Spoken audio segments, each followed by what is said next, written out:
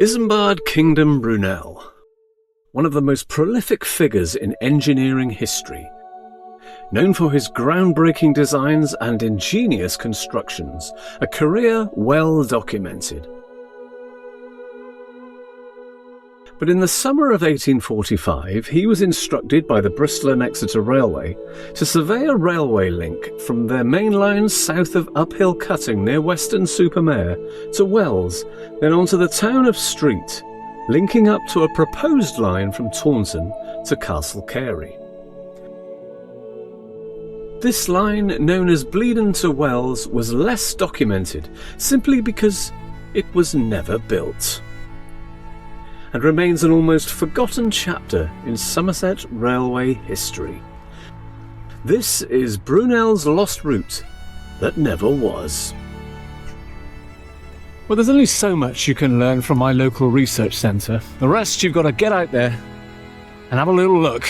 So together let's examine the terrain and landscape of the route from here at Axbridge to the main line at Uphill on a really cool field trip.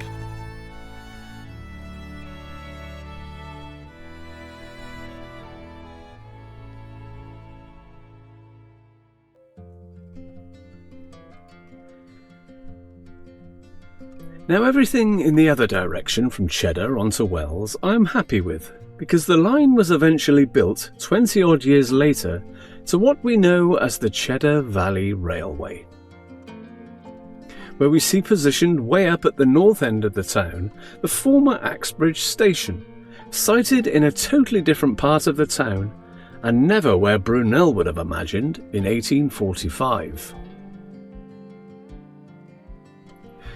As the line continued from Cheddar Station, Brunel would have logically avoided the Mendip foothills and kept on the level right through the middle of where the 1930s reservoir now is, arriving to the south of Axbridge.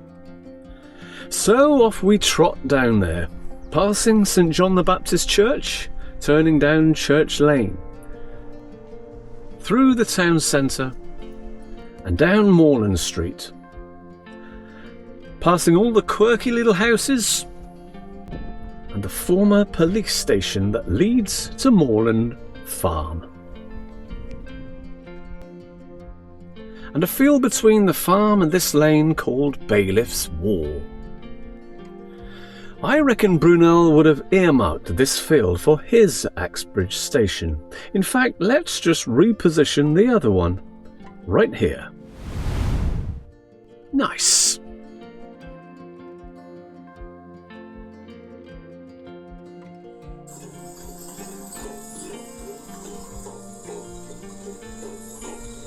So as trains pulled away from Axbridge Station, heading west, they would cross approximately here from the left, over this drain and lane, and across these fields.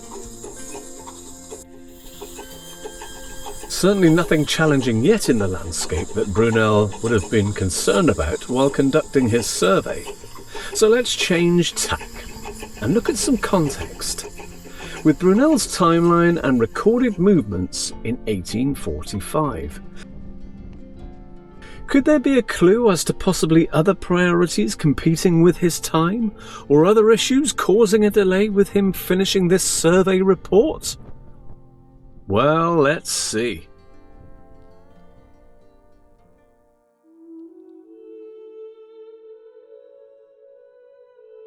Well, he just travelled on the SS Great Britain from Bristol to London at the end of January. The papers tell us Queen Victoria and Prince Albert came aboard to inspect the ship, and Brunel explained to them its mode of working and the manner in which the screw propelled the vessel. All this just prior to the ship's maiden voyage from Liverpool to New York. What followed was much screw propeller tweaking due to a slower crossing than hoped for, which definitely took up quite a bit of his attention in 1845. In the spring he surveyed another branch line to Barnstaple before coming here. Then, as well as being required to be at Parliament, being grilled as to the proposed Oxford, Worcester and Wolverhampton Railway, he could be working on the railway for Wales or down in Cornwall, surveying their main line or travelling to any point between, with the teething problems of the Bristol and Exeter main line. So was his busy schedule a problem factor? Well, simple answer is no, as everything here was surveyed, costed and put in the hands of the company fairly promptly. His demanding schedule would have been challenging, but his work ethic was nothing short of prolific. Coming up, after the track crosses to the south side of the river, we investigate our first stop and the station of Cross.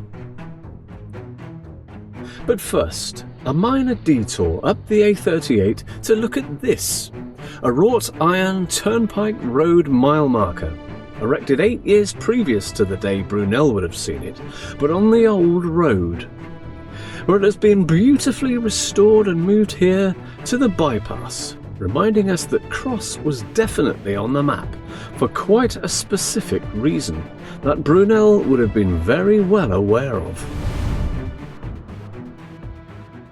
Now, Cross was a key hub in the horse-drawn coaching era of the 17th to the 19th century.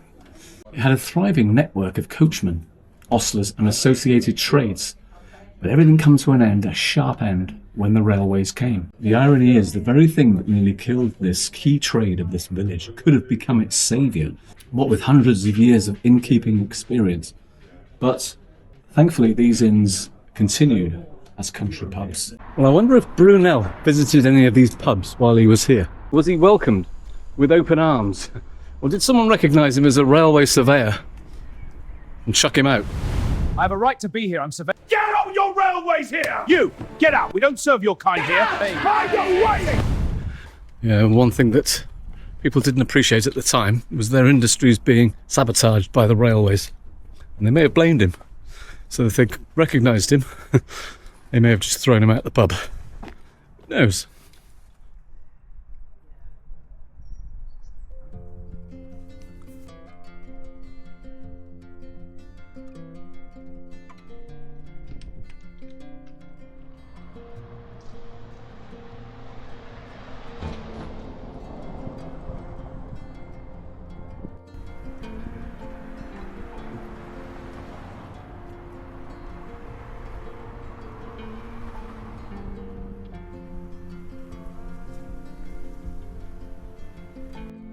Down the old coach road we soon rejoin the river at Bow Bridge, formerly known as Cross Bridge, so from Cross to Bow, where a much bigger humpback road bridge may well have been built to cater for both railway and waterway.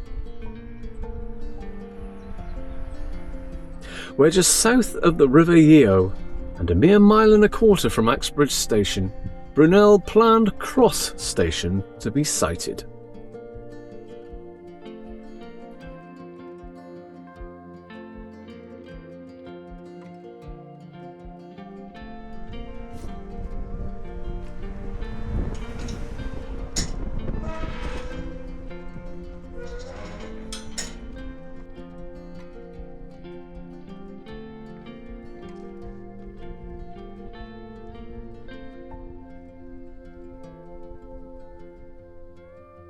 Next time, everything takes a big, surprising turn as the rivalry to secure territory grows with the Gauge Wars. Subsequently, the Bristol and Exeter and GWR have a bit of a bust-up, and Brunel quits his job.